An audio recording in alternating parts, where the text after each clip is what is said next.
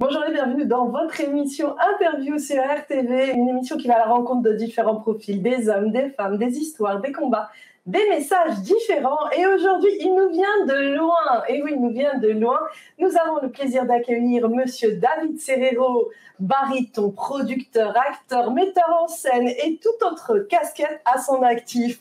Bonjour David, comment tu vas? Bonjour ma chère, comment allez-vous? Ça va, ça fait ça plaisir. Ça fait plaisir de te voir. Ça fait longtemps. Vous avez le miel sur les joues. Vous avez... Heureusement que c'est sur les joues le miel. Le miel qui tombe, qui sort du visage, vraiment. Je suis tellement content d'être là. Merci pour ton invitation. On se tutoie, donc oui. Merci pour ton invitation. Je suis très content d'être là sur RTV. Ça fait, il vient de loin, il vient de New York. Exactement, de New York. En plus, il est fatigué, il me dit « Ah, je suis fatigué, le décalage horaire, mais pour toi, pour RTV, je viens. » Exactement. C'est-à-dire, je crois qu'on l'a encore hier. Tu sais, quand tu as dormi tellement peu, tu dis déjà, c'est vrai. Tu regardes, tu dis c'est pas possible. Alors David Serrero, c'est quoi baryton? Eh bien, c'est une tessiture de voix. Donc, moi, je suis chanteur d'opéra et vous avez les basses qui sont des voix les plus graves et les voix de baryton et puis les voix un peu centrales de l'homme et puis les ténors, les voix les plus aiguës. Donc, moi, je suis baryton au centre et moi, j'adore cette voix. Bon, d'abord, j'ai pas le choix et puis en même temps, c'est un peu le truc. Mais en même temps, ce que j'aime dans cette voix, c'est qu'elle est au carrefour de plein de styles. C'est-à-dire, je peux faire le répertoire crooner, je peux jouer les méchants, les gentils, les héros. Et puis en même temps, je trouve une voix tellement théâtrale. Donc, je suis vraiment très content de cette voix. Merci mon Dieu. Alors, c'est vrai que tu es baryton, mais tu es aussi acteur. Qu'est-ce qui t'a poussé à devenir chanteur? Moi, je me rappelle de ce que tu m'avais dit, c'est que ta mère, elle a dit la musique, mon fils, c'est rien du tout. Ouais, je me rappelle de ça. Non, c'était pas un métier. C'est pas un métier, voilà. C'est pas un métier. Et donc, non, en fait, c'était d'abord, c'est venu la musique et après le jeu. Mais en fait, j'ai toujours eu envie de divertir les gens. Ça a toujours été mon truc. J'ai tellement peur du silence. J'ai tellement peur quand les gens sont comme ça. Quand ils sont autour de moi, j'ai envie de les rendre heureux. Donc, j'ai dû apprendre aussi à canaliser l'énergie. J'ai dû apprendre tout ça. Quand tu as des rendez-vous d'affaires, tu peux pas être « Alors, regarde !» donc je l'ai joué, j'ai appris à doser. Mais non, c'est divertir les gens et j'ai un amour vraiment profond, vraiment sincère pour les gens. Je sais que tu as fait... Et pour toi, là, Ikhelik. Ouais, je sais, mon frère. Miel. Je sais, le miel et les abeilles. Attention. On voit à la caméra ou pas le miel? On voit, hein? On voit. Je sais que tu as fait plus de 2500 concerts dans plus de 45 pays. Quel est ton plus beau souvenir? Je vais te dire honnêtement, mon dernier concert, c'est toujours mon plus beau souvenir. Le dernier que j'ai fait à chaque fois. C'est à chaque fois vraiment une expérience qui est unique. Après, toutes les scènes se ressemblent. Après, c'est vrai que quand, par exemple, je vais au Maroc, c'est sûr que on sait qu'on va se faire plaisir. On sait, voilà. À New York, par exemple, il y a une pression qui est beaucoup plus forte parce que le public, avec tout le respect que j'ai pour tous les publics, mais le public là-bas, il est vraiment entraîné à beaucoup d'excellence parce que il y a personne qui démarre sa carrière à New York. En général, on démarre sa carrière dans les régions ou dans son pays, etc. Et une fois qu'on est à l'apogée de sa carrière, on vient faire une date à New York. Donc, pour vous dire, ils ont vraiment l'habitude. Et puis, de New York, après, c'est vrai qu'après, pour moi, vraiment, je m'amuse partout ailleurs. Mais par exemple, Paris, c'est génial. Tu aimes beaucoup Paris? Je suis un amoureux de Paris. C'est la plus belle ville au monde. Mais tu aimes beaucoup le Maroc aussi? Bien. Je sais. Mon frère, j'aime tous les pays. J'aime tous les pays. Il y a plein de pays que je veux aller faire. J'ai envie d'aller faire l'Arabie Saoudite, l'Égypte. Tous ces pays, j'ai jamais fait. Je rêve d'y aller, je rêve d'y jouer. Et puis, plus que jamais, ces pays sont ouverts et c'est ça qui est beau et on a envie. Ils ont un cœur tellement grand comme ça, tu vois, T'as beaucoup de projets en fait. Ouais. Toi, depuis que je te connais, tu es un idéaliste, tu es un solaire. Tu aimes énormément transmettre aux autres, donner du bonheur, comme tu dis. Hein. Merci. Et c'est ce que j'aime chez toi. Je t'ai noté. Idéaliste. Ça sort de ma tête, attends. Mais c'est vrai que j'aime beaucoup ce côté que tu as. Tu as vraiment vers cette ouverture. Oui, parce qu'en fait, si tu veux, j'ai réalisé 2 trucs. Et encore, je le réalise tous les jours. Quand j'étais étudiant en Russie, à Saint-Pétersbourg, tu sais, j'étais dans Общежитие, ils appellent ça, les sortes de dortoirs. Voilà, c'est les dortoirs universitaires où on est 7 ou 8 dans la chambre, où voilà, c'est l'enfer. Il fait froid, mais un froid. Bah, j'imagine là-bas. Tu vois le congèle quand tu ouvres. Tu vois ce que je veux dire, et tu ouvres 2 secondes pour sortir un truc, et il y a quelqu'un de ta famille qui dit « Ferme la porte !» Donc, tu ouvres juste 1 seconde. Donc, vraiment ça tout le temps. Et un jour, j'ai pris une feuille de papier et j'ai noté, je me suis dit « Tiens, j'étais tellement pauvre. » Je me suis dit « Mais tiens, si j'avais demain, je sais pas, 2 millions d'euros, qu'est-ce que je ferais ?» Alors, bien sûr, tu notes, tiens, je m'achète ça, je m'achète ça, je m'achète ça. Mais après, tu dis, mais j'appellerais ce théâtre pour faire ça, j'écrirais un livre sur ça, je montrerais cette œuvre, cette comédie musicale, j'ai toujours rêvé la monter, tiens, je ferais ça. Donc, j'ai fait cette liste de choses. Et je te jure, après, 90% des choses, sauf bien sûr les choses matérielles, je pouvais le faire sans argent. C'est dingue. Seulement parce que le bon Dieu qui nous a tous créés, peu importe le Dieu que tu crois, de toute façon, on est tous là ensemble, on est tous reliés, c'est là devient mon religion, c'est tous les humains, on est tous reliés entre nous. C'est que c'est justement ça la clé, c'est qu'on est tous reliés entre nous et que tout ce que tu souhaites entreprendre, c'est toujours possible parce que la meilleure arme, c'est le sourire. Et tu peux avoir tout l'argent du monde et tu peux tout perdre demain. Et je reçois un exemple, parce que je me suis fait escroquer par mon ex-meilleur ami d'enfance, mais tu peux tout perdre. Et moi, j'ai eu cette connaissance que le bon Dieu, il t'envoie les bonnes choses, mais il t'envoie aussi les mauvaises choses. Il t'envoie aussi les problèmes. Parce qu'il sait que ça va te rendre plus fort, parce qu'il sait que ta mission après sur Terre va être plus grande. Il y a ce que tu es bon à faire dans la vie et il y a aussi la mission que le bon Dieu t'a donnée. Et ça, on a tous une mission de vie. Exactement. Et toi, tu as trouvé la tienne. Et toi, tu as trouvé la tienne aussi. De venir avec le soleil et le miel. Mais toujours. Il y a la faussette qui a poussé. Elle n'y était pas celle-là avant. Hein? Vous avez vu ou pas? Regardez. Fais le zoom. Ah, sacré David. Je t'adore. Mon... tu me fais rire. La table, elle a été montée cet après-midi. Tu m'as toujours fait rire de toute façon. Et en plus, tu es aussi acteur. Tu as joué dans plus de 100 films, séries TV. Ça aussi, c'est passionnant. Ouais. Bah, en fait, j'ai toujours suivi là où ma carrière m'emmène. Voilà, par exemple, j'ai terminé un superbe film avec Robin Campillo, qui a gagné la Palme d'Or de Cannes, quand même, Grand Prix, qui a gagné pas grand-chose avec son film 120 battements de cœur par minute, c'est pour moi le plus grand réalisateur au monde. J'ai fait un film avec lui et c'était vraiment un honneur. On a tourné à Madagascar, on a tourné partout. Donc voilà, et puis là, je viens de terminer une autre comédie musicale, et puis qui est une comédie musicale française, je suis sûr on va en parler, Les 10 Commandements, qui est une comédie musicale française que j'ai adaptée aux États-Unis. Puis là maintenant, tout d'un coup, j'ai toutes ces comédies musicales françaises qui ont été des grands succès, qu'on me demande maintenant d'amener à New York. Chose que jamais j'aurais pensé. Justement, je suis allé aux États-Unis, c'était pour le répertoire américain que je connais très bien. Et puis maintenant, justement, j'amène l'inverse, c'est ça. C'est la destinée de... Je pense que c'est ça, en fait. Ça fait partie des synchronicités. Plus tu t'ouvres, plus il y a des synchronicités. Et plus tu y crois, surtout. La loi de l'attraction, tu attires vers toi ce que tu es et ce que tu crois. Bon Dieu m'a attiré vers toi, c'est tout ce que j'ai besoin. Dr. Moment.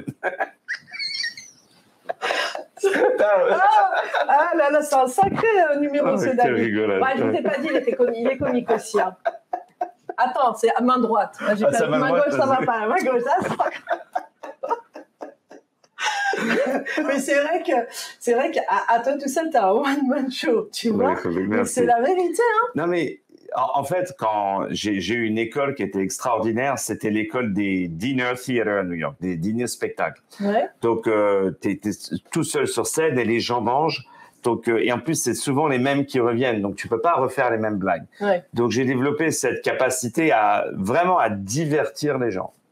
Et ça, c'est génial. Bah, surtout des gens qui, surtout des gens qui n'étaient pas venus pour te voir à la base. C'est ça. C'est ça qui est. Excuse-moi, non, mais c'est une grande force en fait, de pouvoir faire rire le public et puis de les divertir et à chaque fois d'être dans la nouveauté. Ouais. Parce que mais ça se travaille. Mais bien sûr, ça se travaille. C'est un don aussi. Hein? C'est un don. C'est un don. Voilà. Un don. Un don. C'est un don, c'est pas donné à tout le monde. Non. Je pense que tout le monde a une capacité à émouvoir et à aimer et à aider et à donner. Je pense que tout le monde. Après, c'est surtout un besoin. Moi, c'est même pas un besoin. Moi, c'est une urgence. Ouais. C'est je dois donner. C'est je dois faire. Je dois apporter du bonheur aux gens. C'est obligatoire. Comme de l'oxygène. C'est ton Exactement. Oxygène. C'est ça. Et si tu le fais pas, t'es malheureux. Mais complètement. Ouais. Mais même quand je suis sur scène, je me dis, j'ai pas été bon. J'aurais pu être meilleur. Et après, je vois la vidéo, je dis bon, ça va.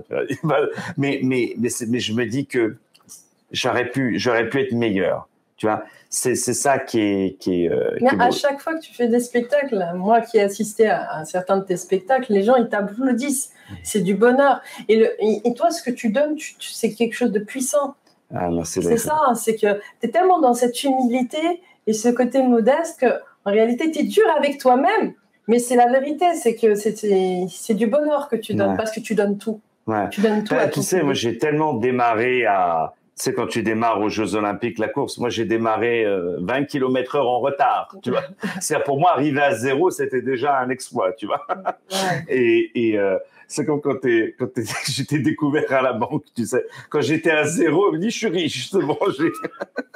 Je sortais, je disais, wow! Ça va, je suis bien là. Rien pour moi, c'était riche, tu vois. Ah ouais, et en fait, c'est tout ça qui après, en fait, te rend plus fort. Et puis, comme je te disais, les épreuves que tu reçois, et tu sais, parce que tu es passé toi aussi par des durs moments, mais tu te relèves et tu te relèves plus forte, tu vois. Et c'est ça que j'admire, bien sûr, en toi, en tout ce que tu fais, et puis que j'essaye moi aussi de faire à mon humble niveau. Oh ben moi aussi à mon humble niveau. Non, toi tu es. Non. La corne de gazelle. Bah le mien, la corne de gazelle. Hein. La corne de gazelle. Il y a des gâteaux ici ou pas? Il arrive, oui. Le studio en bas, il va être construit. Qu'on n'aura toujours pas. Il arrive le gâteau. Alors David Serero, c'est aussi 50 premiers rôles sur scène dans l'opéra, le théâtre, la comédie musicale. Là aussi, c'est quelque chose de très beau. Comment tu t'es senti justement dans tous ces rôles-là?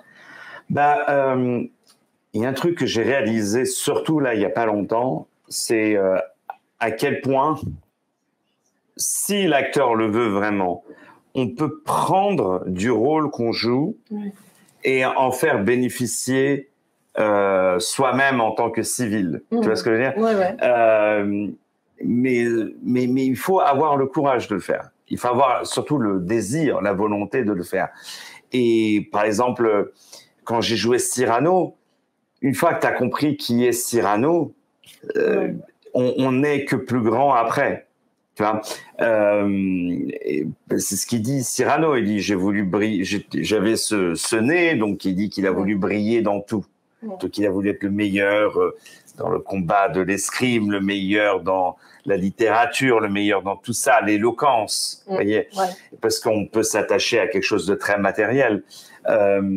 C'est ça qui est extraordinaire. Moi, par exemple, je t'ai parlé de là quand j'avais tout perdu, là où mon ex-fermier m'a escroqué. J'ai joué le rôle de Shylock, du marchand de Venise, où c'est le rôle d'un marchand qui justement se fait voler par son ennemi et qui cherche la revanche et qui finalement perd tout. Bien sûr. On lui propose 3 fois ce qu'on lui a pris. Il dit non, je veux mon pound of flesh. Je veux mon morceau, mes 3 livres de chair, il dit. Et à la fin, il perd tout, il perd. Donc, ça, j'ai appris de ça. J'ai dit, ne reste pas dans ça. il faut que tu grandisses, il faut que tu… Et justement, rappelle-toi, peut-être que ça, c'est arrivé pour une raison. Et la preuve, c'est que je suis allé après 100 fois plus grand. C'est ça, en fait, c'est ça, dans ce que tu dis, c'est ce que tu penses est un mal, peut-être un bien, et ce que tu penses est un bien, peut-être un mal.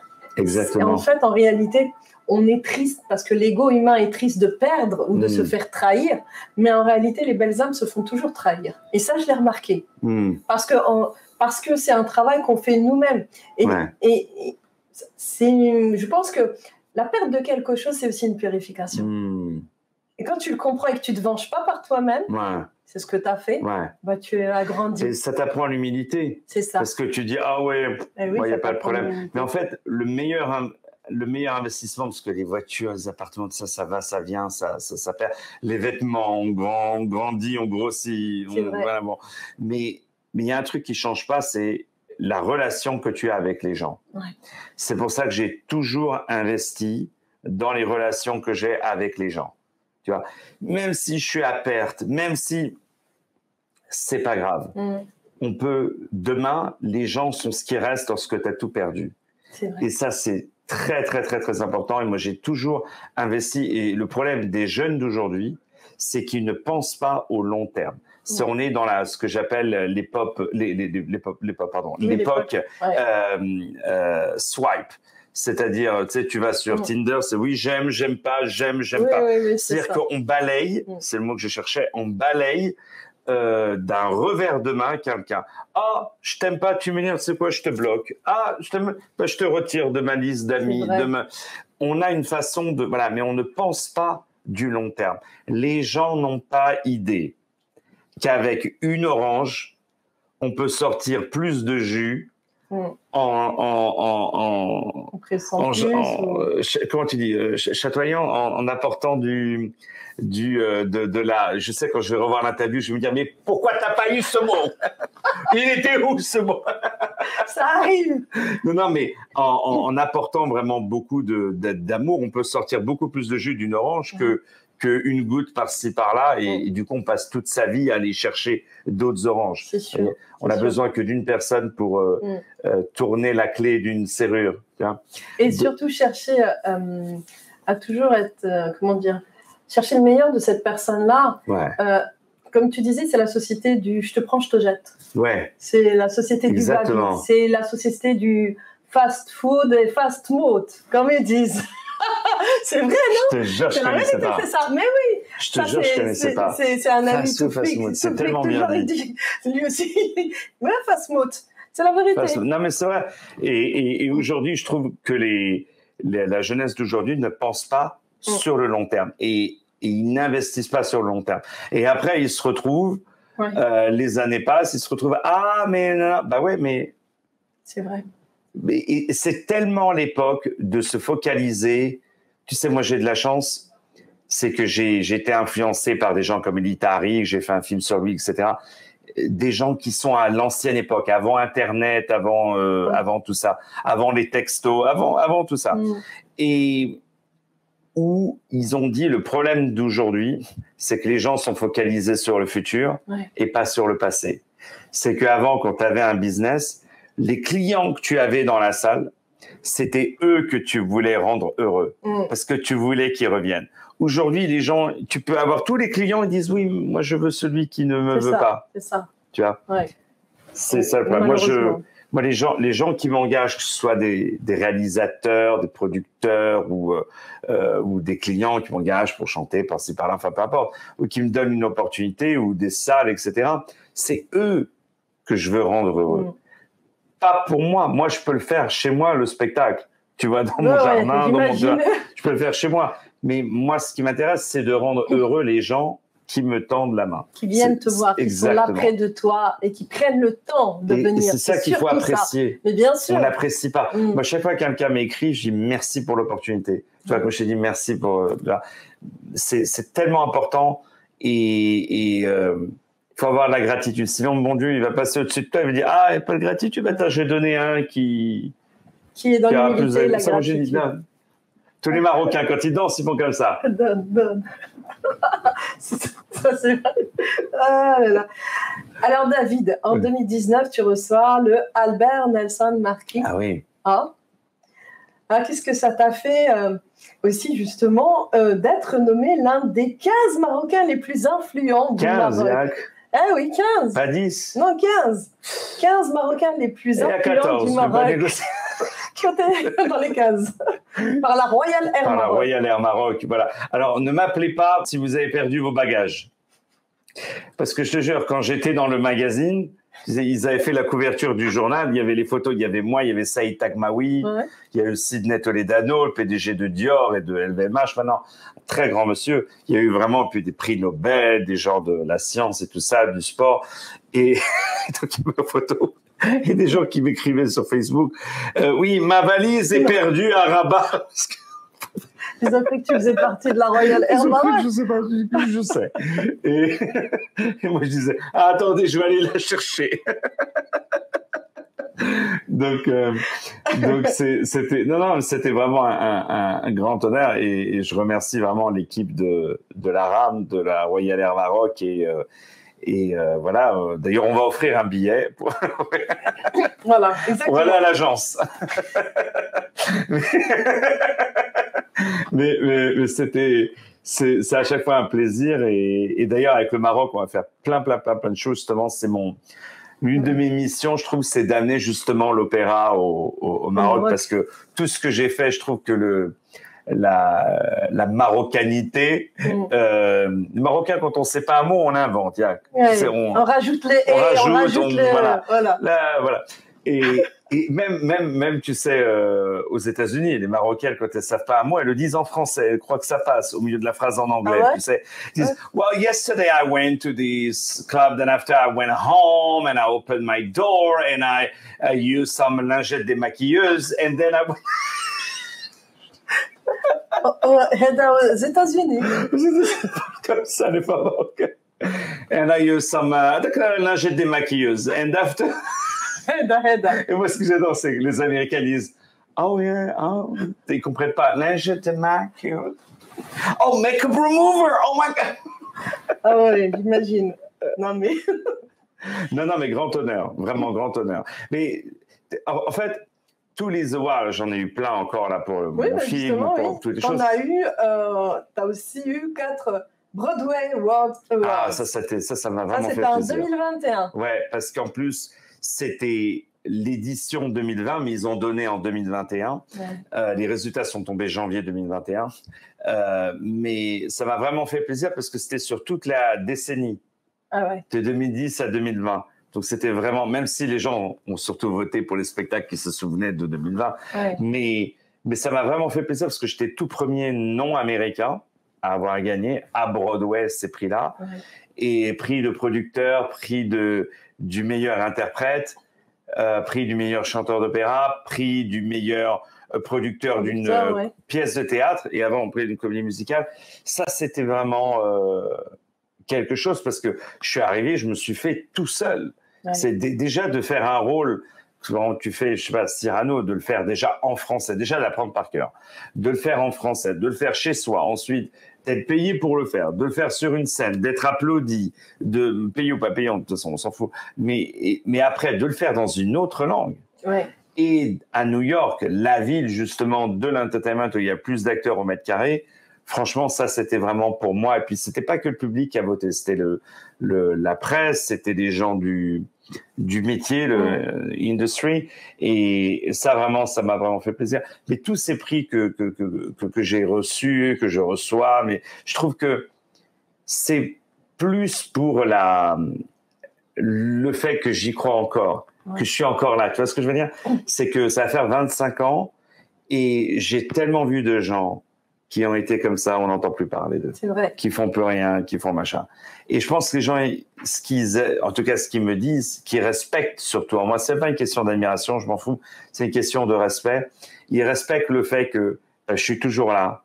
Et je viens toujours avec des nouveaux projets. Ce que j'allais dire, il y a toujours de la nouveauté. Tu innoves à chaque fois. Tu restes jamais sur les acquis. Et c'est ça qui est bien chez toi, c'est que tout le temps, tu es à la page. Il faut que je t'envoie l'argent tous les mois. J'ai la pension à payer. Exactement, tu as tout compris.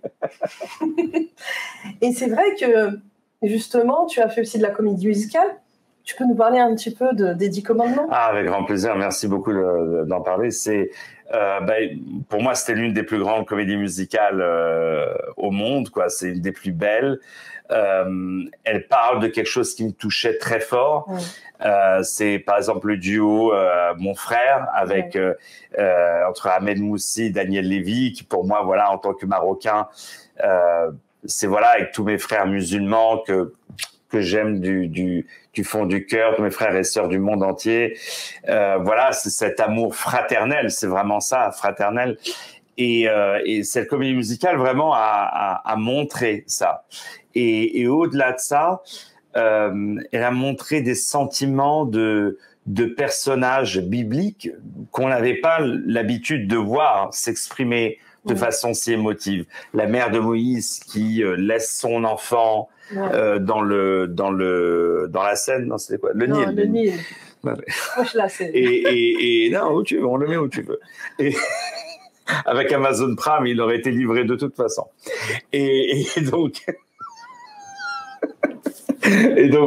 c'était toutes ces belles émotions que j'avais envie d'amener, et puis à la fin ce message que j'ai donné à la fin du spectacle, parce que dans tous mes spectacles je parle au public après pendant 2-3 minutes, mais je veux qu'ils partent avec quelque chose de philosophique, et je leur dis, voyez, cette histoire, l'histoire de Moïse, les 10 commandements, l'Égypte, la sortie d'Égypte, le peuple qui voilà, a envie d'aller vers quelque chose de meilleur.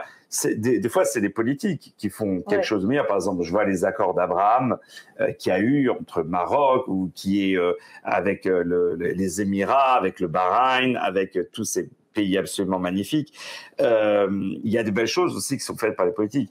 Mais ce que je veux dire, c'est que c'est toujours une histoire d'amour, de toute façon. Et ça, on revient toujours à ça, de toute façon. Et ça ne peut être que ça. Ce qui est incroyable, c'est que, voilà, donc il y a toute cette histoire de Moïse, de Pharaon qui se passe. Et puis à la fin, je dis au public, je dis, voyez, c'est l'une des histoires, c'est l'histoire la plus ancienne de tous les temps. C'est une histoire qui a près de 5000 ans. Et je leur dis, qu'est-ce qu'on a appris en 5000 ans? Rien. À ce jour, il y a toujours des gens qui se déchirent au nom d'une religion, au nom d'un pays. On voit ce qui se passe en Ukraine, au nom de différences, de couleurs de peau, de choix personnels, de ce que tu veux. Qu'est-ce qu'on a appris? Rien du tout. Et les gens ressortent avec moi. Et je leur dis, vous savez ce qui est le plus frustrant? C'est que c'est à nous. C'est qu'on a le pouvoir de le faire. On a le pouvoir de le changer. C'est pour ça que dans les paroles, quand il dit « ce sera nous dès ce soir », bien sûr que j'ai adapté en anglais, mais c'était ce que je voulais aussi donner aux Américains. Donc, aux États-Unis, ils n'ont pas trop le conflit de religion, ils n'ont pas trop ça. Mais c'est plus, par exemple, blanc et black. C'est surtout ces deux cultures qui, bon, maintenant, ça c'est un petit peu even out, comme on dit, ça c'est un peu balancé, mais il y a toujours, voilà, au sein d'une communauté, plusieurs communautés qui se créent et qui veulent être différentes. Et moi, je trouve, plus on se sépare, avant les communautés, il y avait une culture derrière. Il y avait une certaine chaleur, il y avait tout ça. Aujourd'hui, je trouve que les communautés se mettent en communauté et ça crée plus de conflits. Ah non, t'es différent. Non, c'est pas comme ça, c'est comme ça. Ah maintenant, c'est comme... Oui, toi, t'es anti ça. Toi, t'es... Ouais. Et moi, justement, ce que je voulais, c'était ce message de rassembler. Et ça a été un succès absolument extraordinaire, avec des standing ovations tous les soirs et vraiment un très beau souvenir. Un rêve aussi. Mais ouais, j'imagine, en tout cas, que tu as réalisé. C'est le mot de la fin maintenant. Parce que ça passe tellement vite, et oui. Vas-y, je te laisse le mot de la fin. Qu'est-ce que tu aimerais dire? Regarde-les. Alors, je vais te dire, c'est cette caméra-là. Voilà. Okay. Alors, je vais tout simplement vous dire que RTV, c'est la meilleure télé au monde. Qu'il faut la regarder. Vous pouvez la trouver sur Bouygues, ADAC 306. Vous pouvez la trouver sur Free, ADAC 905. Et sur SFR 793, ou sur le site RTV.fr. Et puis vraiment, cette femme-là, elle est exceptionnelle. C'est une battante, c'est une grande dame, c'est une femme que j'admire, qui travaille très très dur et qui a une générosité qui dépasse même l'entendement et qui est toujours là pour ses frères et ses sœurs. Donc, voilà, mon inspiration, elle est juste là. Donc, que Dieu te garde, Laï Khallik. Le mot de la fin, c'est toi, Laï Khallik. Merci, Laï. Tu m'as fait pleurer, ça y est. Merci en tout cas, merci de nous avoir suivis pour cette émission interview avec David Serrero. C'est lui aussi qui est une très bonne inspiration. Vraiment, je vous conseille de regarder tout ce qu'il a fait de magnifique dans sa vie. Et voilà, il est la preuve même que tout est possible dans le monde. On peut partir de rien et devenir ce qu'il est avec beaucoup d'humilité. Et il l'a fait et il va continuer à faire beaucoup de choses. Et ce que j'aime chez lui, c'est qu'il vous a transmis un message très important. C'est le message de la fraternité, de tout ce qui est frère et aussi de l'amour. Voilà, pourquoi notre humanité est en souffrance? Parce qu'elle manque d'amour. Je vous dis à très bientôt. Au revoir. Merci, à bientôt.